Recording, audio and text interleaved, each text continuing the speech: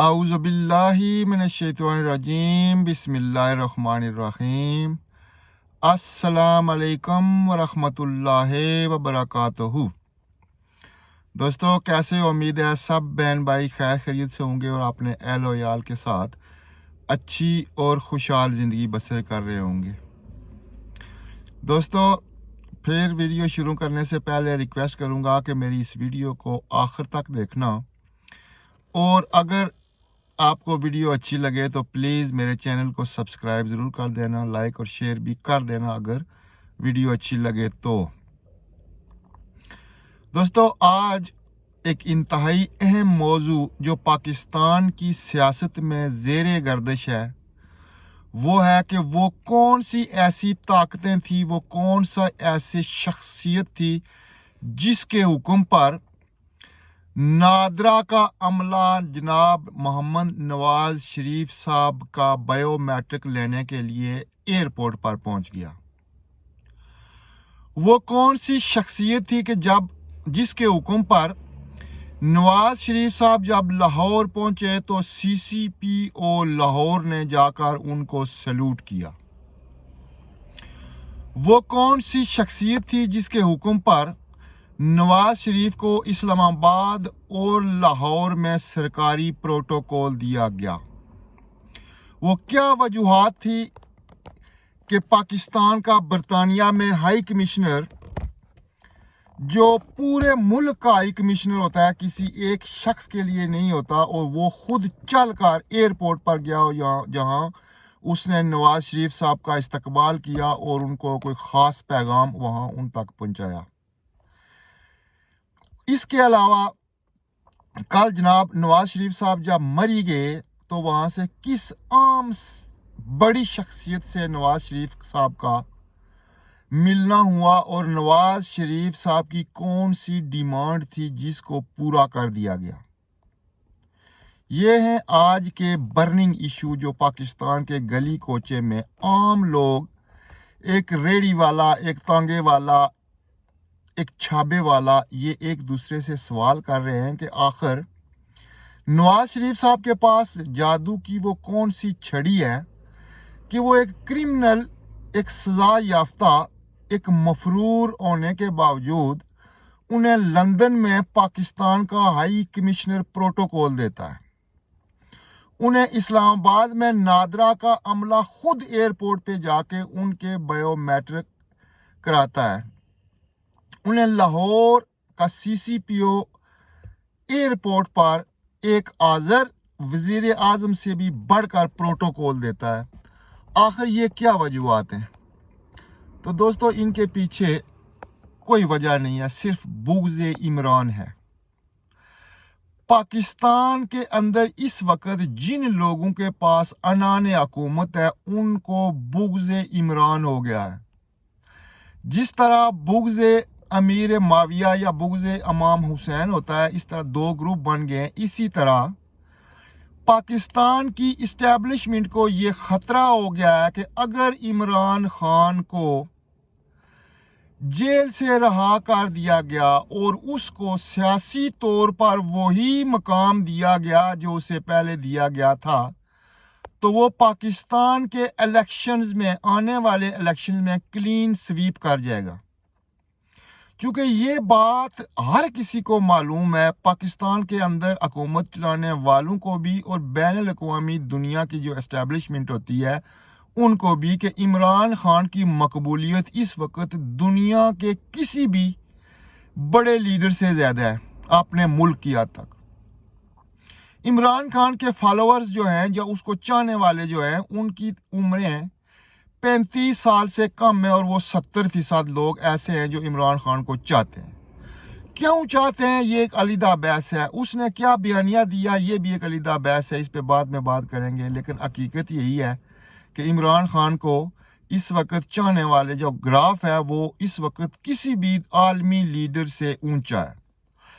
Establishment کو یہ خطرہ ہے، پاکستان چلانے والوں کو یہ خطرہ ہے کہ اگر اس وقت ہم نے نواز شریف کو نہ لایا گیا اور عمران خان اگر دوبارہ اقتدار میں آ گیا، چاہے وہ جیل میں رہتے ہوئے بھی اس کی پارٹی اقتدار میں آ گئی، तो फिर वो सब कुछ कच्चा चट्टा खुल जाएगा। वो साजिश के तमाम ताने बाने खुल जाएंगे जिसके तहत इमरान खान की एक चलती हुई हुकूमत को गिराया गया था।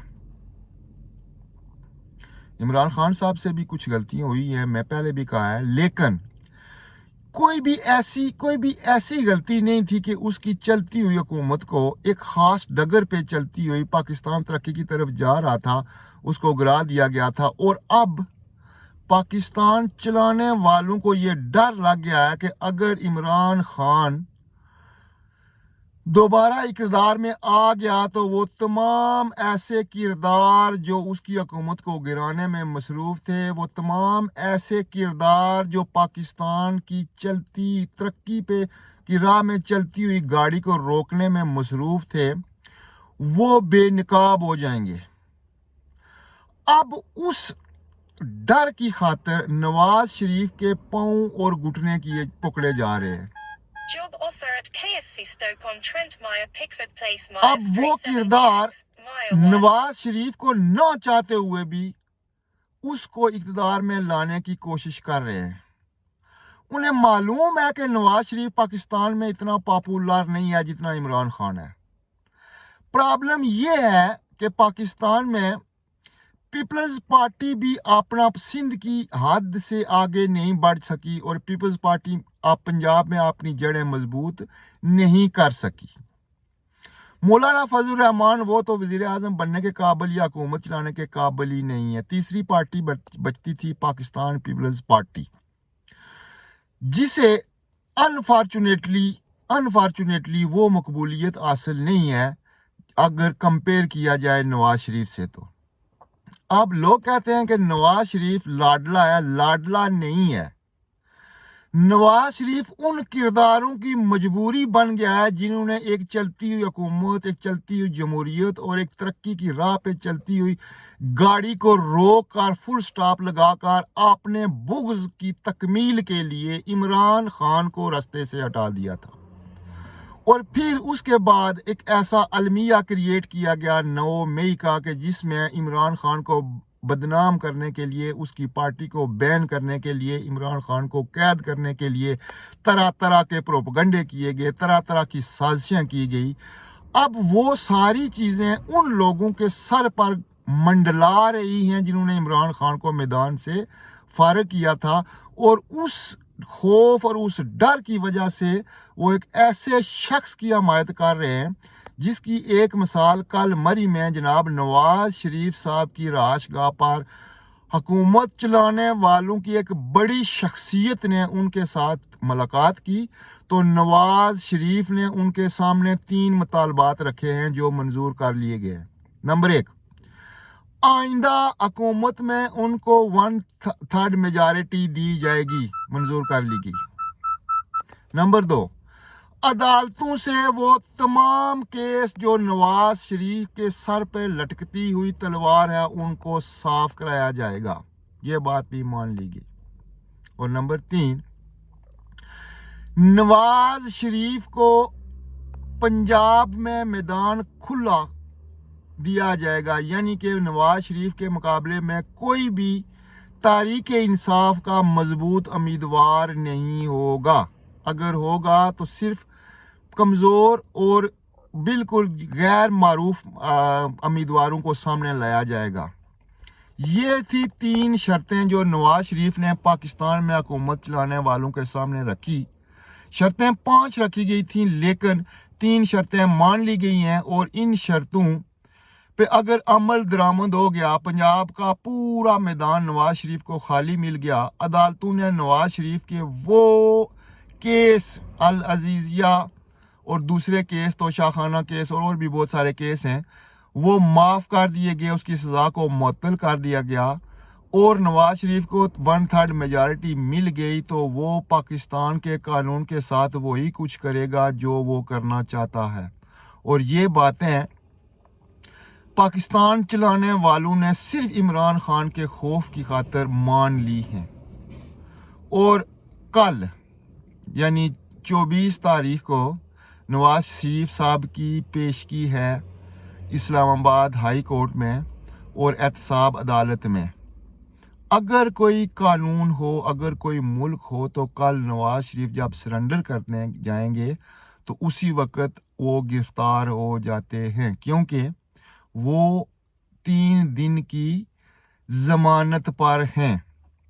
ان کے کیس ابھی ختم نہیں ہوئے ہیں، ان کو پولیس نے گرفتار کر لینا چاہیے، پولیس ان کو گرفتار کرنے کی حق بجانب ہے. لیکن کیا ہوگا؟ کل پہلا ریلیف نواز شریف صاحب کو ملے گا کہ ان کی ضمانت ایکسٹینڈ کر دی جائے گی دونوں جگہوں سے، کیونکہ آج مری کی ملاقات میں یہ بات واضح ہو گئی ہے کہ نواز شریف کو اب گرفتار نہیں کیا جائے گا، اس کے کیس چلیں گے لیکن اس کو ضمانت پہ ضمانت ملتی جائے گی اور وہ گرفتار نہیں ہوں گے. اب سوال یہ پیدا ہوتا ہے کہ کیا عمران خان کو بھی ایسا موقع دیا جائے گا یا ایسا موقع دیا جانا چاہیے؟ کیا نواز شریف اتنا لاڈلا ہو گیا ہے کہ اس کے لیے پورے پاکستان کی سیاسی جماعتوں کے ساتھ ایسا سلوک کیا جا رہا ہے جو ایک سوتیلی اولاد کے ساتھ کیا جاتا ہے؟ اب جناب زرداری صاحب بھی کچھ دنوں کی خاموشی کے بعد کل بلاول زرداری صاحب بول پڑے ہیں. مولانا فضل الرحمان نے بھی نواز شریف اور پیپلز پارٹی اور پی ٹی آئی کو اپنے نشانے پہ رکھ لیا ہے.